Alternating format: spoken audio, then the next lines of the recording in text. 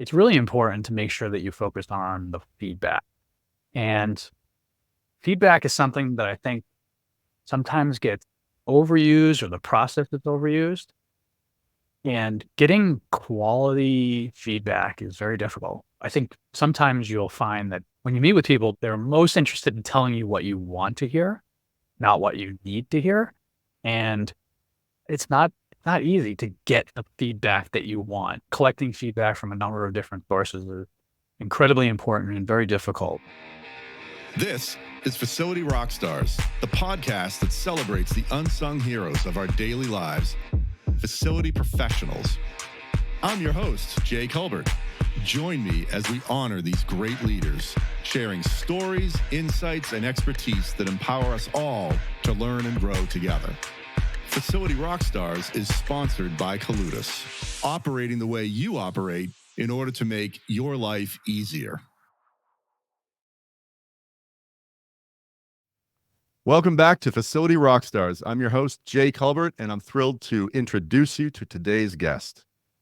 With over 2 decades of experience in the real estate industry, he leads an exceptionally talented team of engineers and operators nationwide. As a pivotal force, he ensures top-tier building, engineering, equipment, and maintenance services for their extensive national apartment portfolio of 299 communities and over 90,000 apartment homes in 12 states. He's currently the Vice President of Engineering at AvalonBay Communities. Rich Regitano, welcome to the show. Hey, Jay, I'm excited to be here. We're thrilled to have you, man. Thanks for taking the time. Well, this is something that I'm passionate about, something I do every day, and I'm excited to chat with you. Awesome. Can we first just mention what's behind you? Is that a virtual background or It's not virtual. This is my standard. Give it a little knock. It's real. I'm very fortunate. We're in the financial district in downtown Boston, and we get the fortunate view of all these beautiful buildings. Pretty breathtaking. It's impressive. It's beautiful. Makes it easy to come to work every day, that's for sure. Oh, I'm sure it does. So over the years, Rich, you and I have talked about, so many different topics. You've had a lot of different roles and whatnot, and recently we touched on a few. And I do want to start by asking you, based on your different roles, your journey, what's been your biggest lesson learned over the years? Yeah, I think for myself, there's been many lessons learned, and it's been based on the role that I'm in, or the situation that I'm trying to, working on trying to solve problems. Most of my day comes down to just simply figuring out problems. Every day is different, which makes it exciting and unique, and keeps me motivated. But I would say that, when you are really trying to solve problems most of the time, it's really important to make sure that you focus on the feedback. And feedback is something that I think sometimes gets overused, or the process is overused. And getting quality feedback is very difficult. And, one thing that I found, and so I tour around to our communities all over the country, and, we are responsible for supporting a number of people in a number of different locations and different styles of buildings, tall buildings, and long buildings, and giant campuses. And, I think sometimes you'll find that when you meet with people, they're most interested in telling you what you want to hear, not what you need to hear. And it's not easy to get the feedback that you want. And, we try all different types of things, like surveys, which have a perspective on surveys. They're very hard. They come off as something that's very easy to do, but it's very difficult to get what you want out of a survey. And let's face it, right? Nobody really wants to take those surveys. But getting quality feedback for you to make good decisions and base the next steps in whatever you're doing, if you're building a training, or, making a decision on whether or not you replace a boiler plant or something to that effect, or, really collecting feedback from a number of different sources is incredibly important and very difficult. And it's not so much as just saying, tell me the truth, right? Trying to come up with things to say. What I have kind of come up with over the years is trying to ask different questions And if you're, say, for example, if you're rolling out a new software package and you say, so how is it working for you? The only answer you're going to be, oh, it's great. Or, Mhm. maybe it does it, some minor piece of feedback. And you really need to think about how you ask questions. You need to think about how what do you actually need? And drilling down to that next level where you can actually ask questions and get someone's genuine and honest feedback is when you'll actually get, or when you get their honest opinion is when you'll get quality feedback. And it's something that you really have to invest a lot of time in. I have a few follow-ups to a lot of the key points you made here, but just with surveys alone. So do you at Avalon do you not do surveys, or is there a particular way you can implement them to get the data? Oh no, we do surveys. We do a Okay. number of different surveys, and this is not, I'm not talking anything about, I'm strictly in the back of the house for the business. So, when it comes to surveying our customers, we call our customers residents. So if you live with us, you're not a tenant, you're a resident because, we want to treat you like family because you're the most important, you're a most important person to us, our associates, our residents. And so that's an entirely different group of people and another level of understanding when it comes to surveys. From my side of the business, from my perspective, we're seeking information internally, Mhm. and we will use surveys all the time. And it is kind of always the go-to when somebody wants to say, well, let's find out, because it's tough to ask when you think about the scale that we operate at. It's about 300 location communities across the country, three different time zones, thousands of people that we are trying to collect information for about something. And it's very difficult. You can't ask them all. You can't go there. You can't call them. And so getting in good quality information is important. It's difficult because when you ask a question in one way, the way that somebody interprets the question can be drastically different. And they may be responding with the best information that they have, but a conversation or a follow-up or a little more detail might net you a better result. But Mm. unfortunately, during a survey, you're just not going to get that. I'm not saying surveys don't work. Surveys absolutely work. And surveys can be built to give you good quality feedback. It just takes a lot of work and a lot of effort. As long as you're willing to invest that effort and the time and in the beginning, you can absolutely get great information from a survey. If you've ever taken a good survey, you can understand how deep those questions go. And there's absolutely a place in them. We definitely leverage them, but it's a balance of how much time you want to invest in building out a survey and truly digging down so that you get the answers that you're trying to find or get more information about that topic versus just trying to get something quick. No, that makes sense. Yeah, makes a ton of sense. And you touched on what I'll call psychological safety. I'm not sure if you define it that way, but you asked how you ask the question and how the recipient is interpreting what you're asking and how you're asking it. If you could say just a little more on that.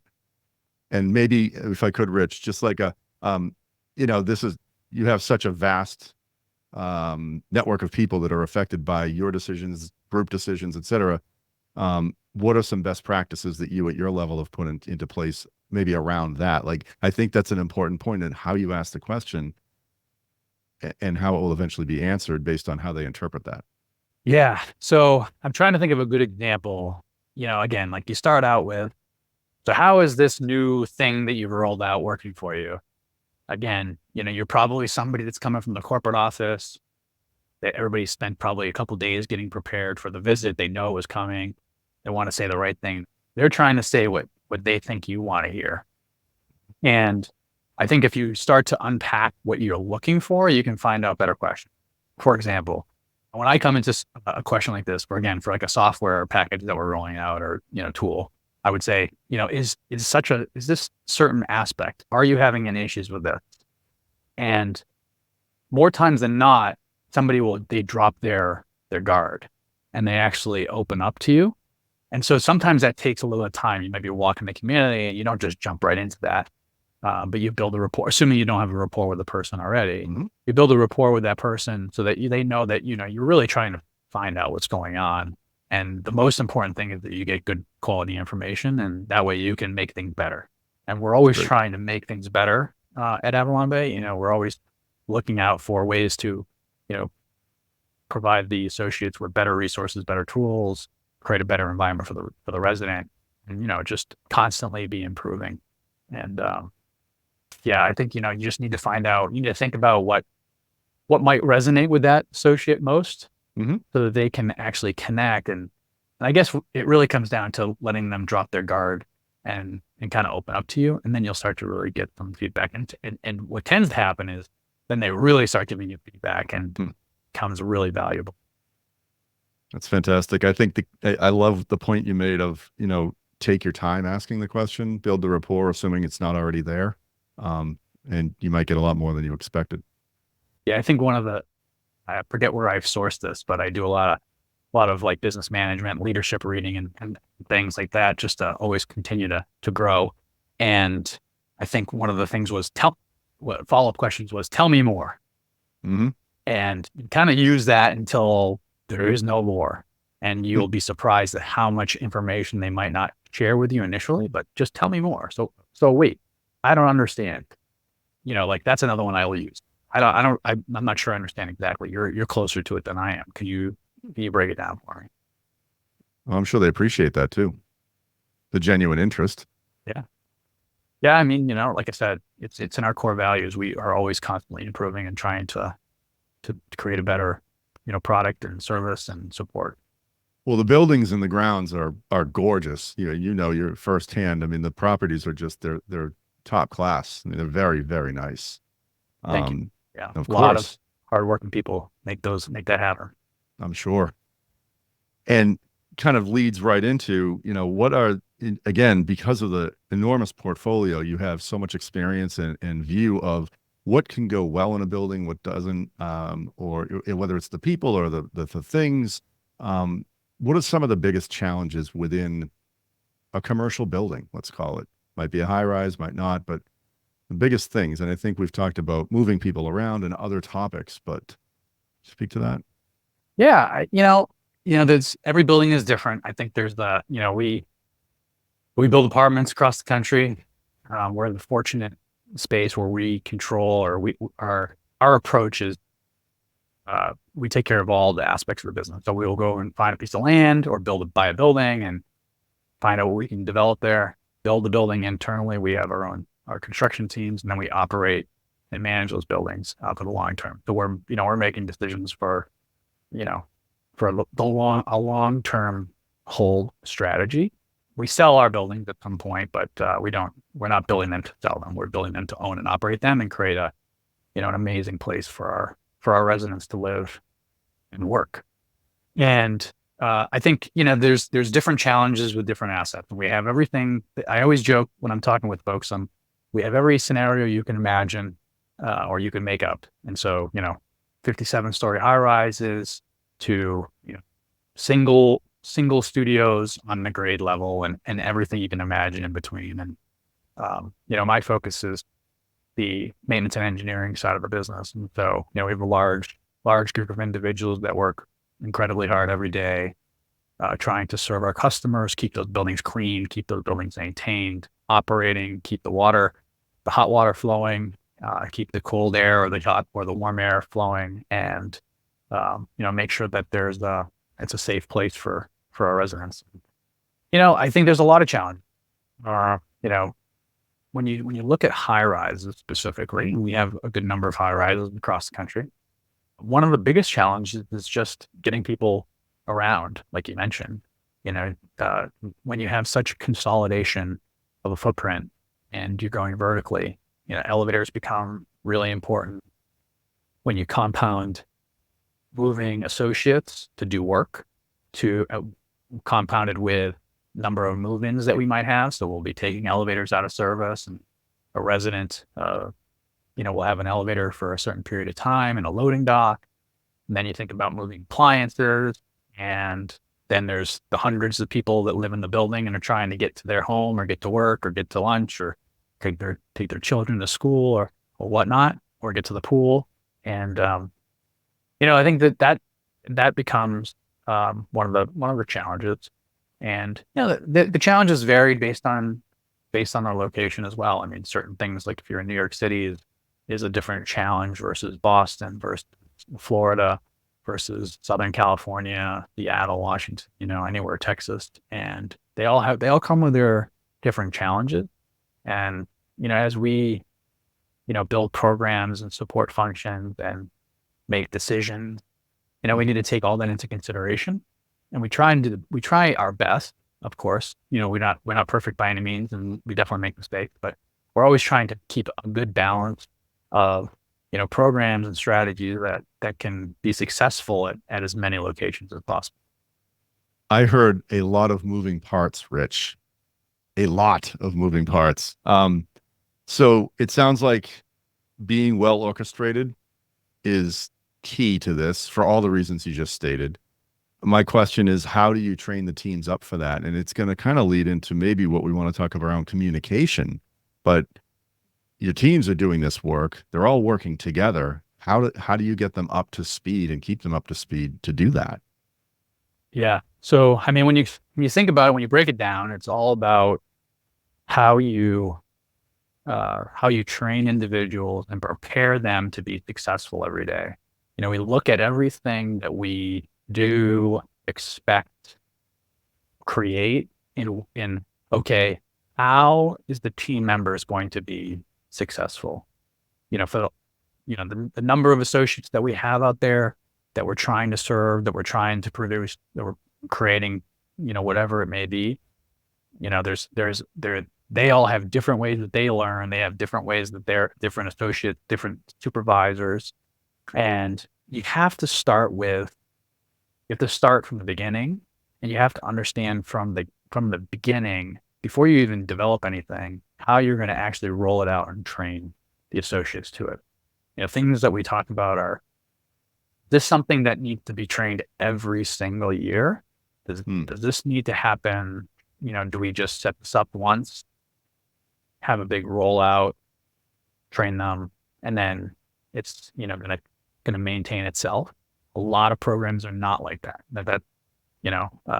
We tend to, we have to balance, because the other side of the coin is you can't have people, constantly having to have all this training and they're, pulled away from their work. It's frustrating for them, and it takes a lot of time. And so you have to find that good balance of, okay, this is of a nature that we want to have, repeat training, or we want to set up a program, or we set up resources for them. So you have teams that respond to emails or get on Teams chat, different QRGs, quick reference guides for folks to be able to kind of get to the answer as quickly as possible. Something actually interesting that we're working on right now from a training perspective is actually less about the, change of business, and more about just when you're in the moment, how do you get resources? And so we found that associates, will use different types of media online on their phones, on their mobile devices, to help them get the tasks done. And so we are actually building a training program for them. We're calling it just-in-time training, and we're trying to find topics that they would need when they're in the moment. So, there's, again, rolling back, when you develop training, you're putting somebody in front of this, a screen or in a classroom to train them in the moment, in that moment. So they're learning, they're absorbing, and hopefully they're becoming familiar with whatever you're training them on, either a tactical skill or a soft skill or an administrative skill or whatever it may be. And then you just expect them to know how to do it when they go and do it. They may not do it for 6 or 7 months. And so if you flip the script a little bit on training, what we're trying to do with this new program is we're not necessarily, we offer all the training that you can take in advance. You sit down for an hour and it teaches you how to descale a water heater, or, clean an appliance out, or troubleshoot a dishwasher. And that's a long, hour, whatever long, hour to 45 minutes long training class where you're learning all the steps.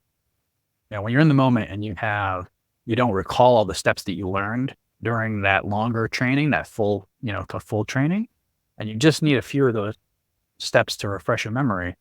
This is kind of flipping the script where it's like, okay, I'm going to spend 3 minutes. I've taken the training, but I want a refresher in the moment because I haven't done a dishwasher in 6 months. I just forget whatever that specific element is. So again, thinking about who the end user is and how they're going to use the training and how they're going to absorb it and be successful. Again, I think that's probably the key term is like, when you go into this, how do you envision the person that you're helping be successful? And it may change over time, but at least always start with how can they be successful, and put yourself in those shoes, or maybe surround yourself with other individuals that are closer, or maybe get some of that feedback that we talked about earlier and find out what makes the most sense. Just, I guess, starting with the end in mind and finding the route to success. Boom. All right. I just need to, I'm not standing, but I am applauding because, and I'll tell you why, Rich, this is so universally true. I love what you just taught us and talked about. And what I mean is the QRGs and in the moment training, because it's so relevant. It could be science, could be engineering, could be sales, could be any topic. You're in this, vacuum of a training room, right? Okay. How am I going to remember all that? So I may use one of the things you mentioned earlier. Tell me more, or can I hear more about that? Because I think you said it like, when do you really need it? When something happens, that's when you need to actually do it. Like you said, is this on the smartphone or the tablet? Could you I might have missed it if you did speak to that. No, we have a number of different devices. We work for AvalonBay. Depending on where you are in the organization, you can either get reimbursed or you get a phone for use in the field. And so a lot of it is done on the phone. We've got a number of different training. We provide a ton of internal. We have an entire training department that supports the organization.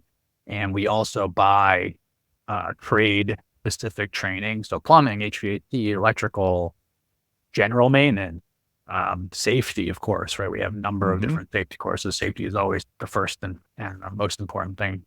And,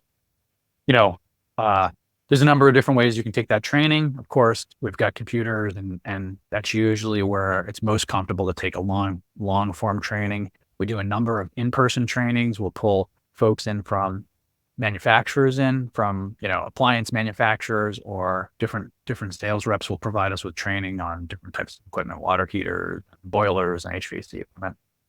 And that's really good because you can get really close to the equipment. And then there's all the different stuff that you're going to take on your phone. So we are always looking, as our business evolves, we're mobile first for as much as the stuff that we can. But we, again, just like you start with the end in mind, you also start with the format in mind. And so the videos I was talking about, which we produced in-house and, plan on continuing to produce more and more, those are all designed so that you can watch them on a phone, 3 to 4 minutes, sometimes, 2, maybe 5 minutes, maybe max. And you're in the moment, and it's on a small form device. Yep. Yeah. That's awesome. That's so many. So if there's so many nuggets here, a lot of gold. And, but if there was anyone I'd pick right now, it's that 2 to 5 minute video in any industry. If you can get that answer, it's like a personalized YouTube video is what I'm thinking here. Right. Yeah. And I'll tell you how we came up with it. There's no, I can't take credit for any of it. It's all been feedback that we've got. So we launched an enormous training program about 3 years ago, and we produced recognition. We call it recognition. It's recognition for people that completed courses, and we gave out, we do some recognition points and things you can buy on like a website. And so we launched a huge big program in order to really boost the interest in the program. Everybody wants to do training, but it always helps give a little extra.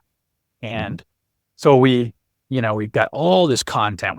We've got this third party vendor that gives us constantly updating information, really great, a really great product that, is industry specific. And courses could be an hour long, and maybe there's 6 courses. So you get 6 hours of something, and, individuals finding an hour of time is always tough, right? Let alone 6 hours. Sure. And they break it up and they do it over, a period of time. But the one thing that the constant feedback that we kept hearing was, can't you just get me to this little section? Or can I get a quick reminder or just like a shortcut to this, that? And of course, we explored it, and it was very tough to do. And so we said, all right, well, we're going to invest, some time and some money and figure out how can we, fill the gap there. So Outstanding. That's phenomenal. This is all part of, well, I'm tying it together with communication, and you mentioned teams, Rich, and you mentioned multiple time zones, obviously all the portfolio properties, all the people, the engineers, the techs. How do you all keep continuity, I guess, in the communication? Is there more to say about that? Yeah, no, there is. Communication is difficult. It takes investment in time, and you know, finding quality and effective ways to communicate is not easy. And you can communicate too much, and you can communicate too frequently, and then it becomes noise. Hmm. And you can communicate not frequently enough, and then people miss things or they feel left out. And so, finding the balance of enough information, frequent enough, with enough detail is something that as a company we're really trying to focus on. We have launched this year a program that we run. We've tried to consolidate major information about the company beyond just the operations organization, but the entire enterprise, to a weekly email that comes out every Monday. And so it's to focus your attention, because you know that email's coming. So I have a lot of information. It's not all the detail, and because we know everything doesn't apply to every group. And so you'll go to that you'll see something that is pertinent to you, and you can drill down and get more information. Hmm. We've also started that at the operations level. So the operations organization, we have a separate email that comes up quarterly, again, try and find out information. And we're really trying to, follow all the expectations that we put. And of course, emails get sent, and, things get communicated in different ways, but we're trying to find the best path. As an example, we have this thing called IAF. So incident and injury free. And like I said before, safety is paramount for us. It's the most important thing. And making sure that every individual that comes to work today to go home to their family. And, in order to make sure that happens, we invest a lot of time and people's time and come up with programs and support. And so one of those is the IAF newsletter. So once a month, the expectations for us is the teams have a safety protocol. There's a monthly safety training. There's a safety meeting. We review the communities for risks and hazards. We get the group together. We talk about it. We make sure everybody knows what's going on. We know if there's an issue. What are we doing? How are we resolving it? What is required on site? And to support that, we've got this newsletter. And so it made sense for this to be out, to live on its own. And so we send that out as a separate communication and acts as a trigger for the on-site team. And they get the group together to have those conversations and make sure everybody's up to speed on all the safety protocols, safety training, safety examples, some practicals. We'll get people to do some, get in situations and make sure that they know the difference between safe and not safe, and make sure everybody gets to go home to their families every day. Did you say IF newsletter? Injury and incident free? IIF. Got it. Yeah. So we had No, I think it's a phenomenal focus on safety, but go ahead. You were going to say something more about that. Yeah, no, we had a company come in and help us with it, but we call it IIF. Great. Excellent. I like that you use, I heard the large email that can be drilled down to things that apply to that particular individual, the newsletter that's safety only. Really, really, really good stuff. If I could shift on, kind of go to your style. I think we talked a little bit about, maybe it was meetings, Jeff Bezos' name came up, some practices he may do that you align with. But what's do you want to talk about your meeting style, or something you mentioned about his style and how they marry up together?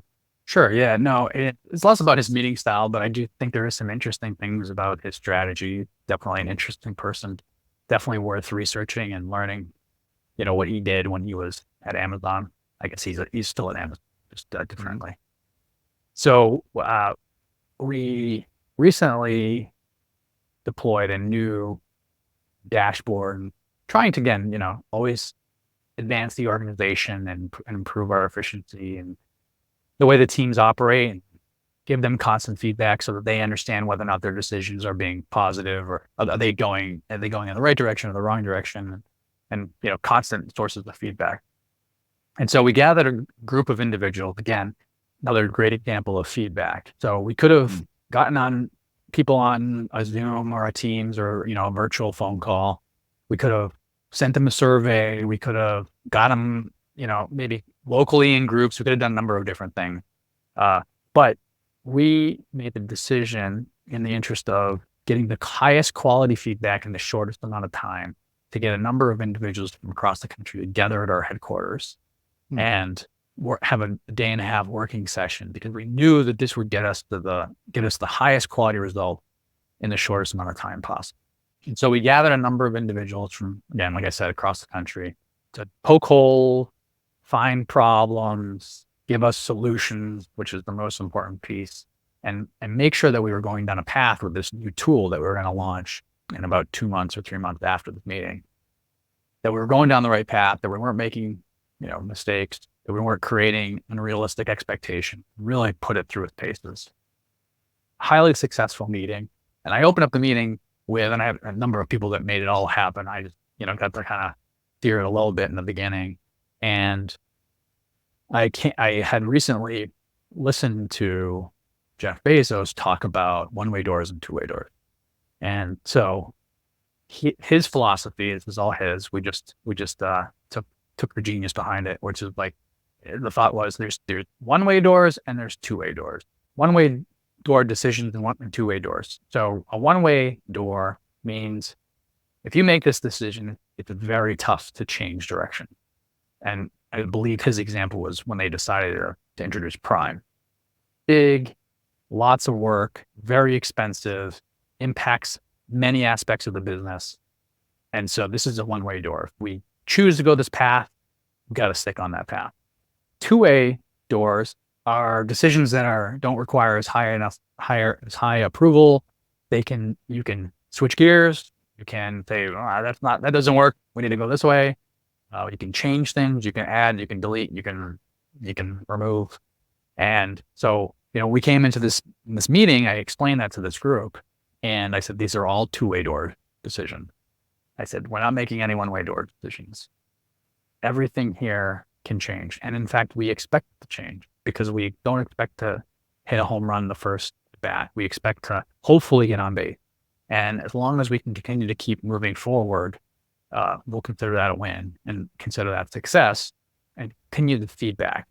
And at the end of the meeting, I kind of closed out with just, the most important thing is that as you start to use this tool, you need to give us feedback. And you need to help the constant feedback so that we can continue to improve it.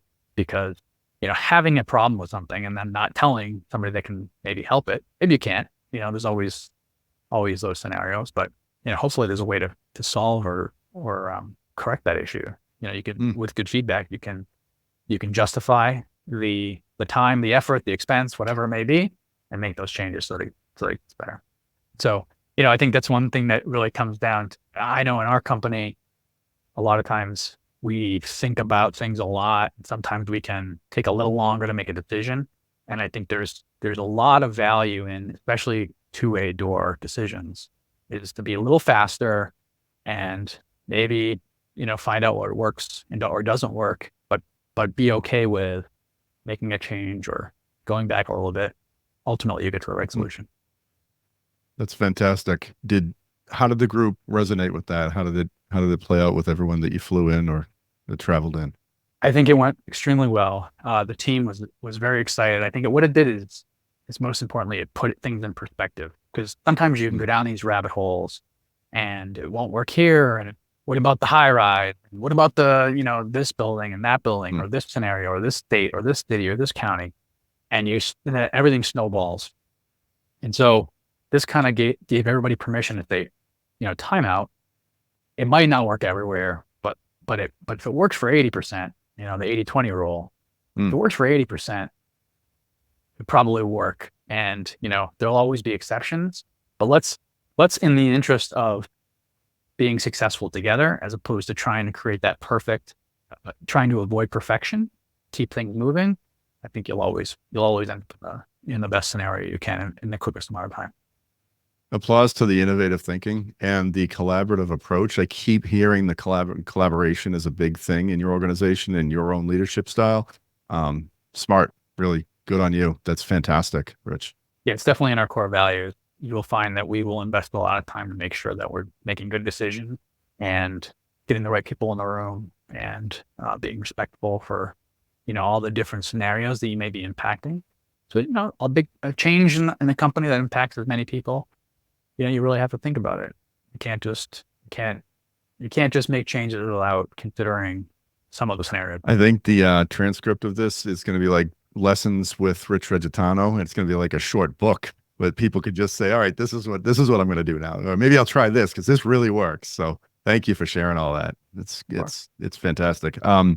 If I can throw you in the time machine, maybe we'll have a little fun here and say, okay, so what would today's Rich say to the 20-year-old Rich? Like what advice would you give that person that you were at that time in life? I think it's not easy to think about because I want to say, take bigger risks or don't change anything. I think a lot about decisions that you make today versus decisions you may have made 10, 20, 30 years ago. And I think about some things times in my life and oh my goodness, I can't believe I made that decision. And it worked out. And would I make that decision today? Would I be as, aggressive or would I be as would I take that path today? And a lot of times the answer is no, because, there's your life changes so much over time and priorities change and what's most important to you today is different from what's most important to you 20 years ago, or at least what's top of mind. Maybe not what's most important, but comes off as most important. What you think is most important is definitely different. And, I think it's good to be aggressive and to seek change and explore. I had some opportunities in life that allowed me to kind of continue getting closer to where I'm most passionate, which is where I am now, kind of operational and real estate and, buildings. And, if I hadn't taken those chances, I wouldn't be where I am today. So I'm thankful for that. And then I think about the decisions I made way back when to take that job or, to I don't know, buy that house or whatever it may be. And, the decision-making process is so different. So I guess it's, I don't know, I guess trust your gut and, always push the envelope a little bit and, find that balance for you. It sounds to me like the 20-year-old version of yourself did a pretty good job and took some risks that paid off for you. Definitely can't complain. Yeah. And, but again, like I said, it's interesting when you look in retrospect, because I think poised with those same decisions today, I take different, even though I know I know the outcome, you might make a different decision. Sure. So, Definitely. but I respect that I'm happy where I am and thankful. We've learned a lot from you. We just started learning a bit more about you, but can we shift a little bit more even, Rich, if you want to, I'm sure the audience would love to hear more about Rich and, what makes you tick and, what do you do outside of work or anything you'd want to share about you? Sure. Yeah. I go to a lot of my kids' soccer games. I joke, I'm a professional soccer match attender. Both my kids play soccer and a number of other sports, basketball and softball and, all kinds of sports, which has been exciting. And, I love technology. So that's something that always keeps me busy. I like to always dabble within the latest and greatest, whatever it may be, technology or gadget, computers and things like that. But I actually think I've actually been looking for like hobbies. I actually think I need more hobbies that are less connected with technology and whatnot. And so I'm always exploring things, making things at home, and I'm always just trying to make sure I have good quality time with my family. And we like to travel. And yeah, Fantastic. Yeah. Hobbies are good. hobbies Yeah. are good. Yeah, they keep you, keep you thinking, keep your brain moving in the right direction. And, I don't watch television. Mm-hmm. I watch shows, but I don't sit and watch television. So I'm kind of one of those people that if there's something that I really like, I'm 100% in and watch it as fast and as much of it as, and go down all the rabbit holes of research and whatnot. And, but I don't really I don't watch television outside of, usually somebody needs to tell me something and then I go after the show. So you like to click next episode or start next episode button? deadly. Yes, it is. Deadly. That ends up with a couple hours in front of the screen. Rich, I can't thank you enough. Thank you so much for sharing everything you did. Is there anything that we've missed that you'd like to speak about? No, I mean, I think this has been great. I appreciate what you're doing. I think this is a phenomenal program, and it's just good to talk about some of the struggles, and I'd love to hear if anybody has anything that they've worked on that's worked good for them. And from AvalonBay's perspective, we're a great company, and if you're thinking about a position in maintenance or in the operations, always think about AvalonBay. There's always opportunities available. So we're about creating careers for people and not jobs. And so it's a great environment and great people. So. To those 2 points, how would you want people to get in touch with you if they had suggestions or questions, or if they wanted to think about a career at Avalon? Yeah, I think the best way to get in touch with me would be on LinkedIn. You can find me. I'm available on there, and please reach out. Love to hear from you. And jobs.avalonbay.com. If you're interested in a job with AvalonBay, block some stuff up there. Outstanding. Thanks again, Rich. Thank you so much. Thanks, Jay. Appreciate it. Have a good one. It's a wrap. Another episode of Facility Rockstars is in the books. Facility Rockstars is sponsored by Coludus, operating the way you operate in order to make your life easier. Until next time, facilitate and rock on.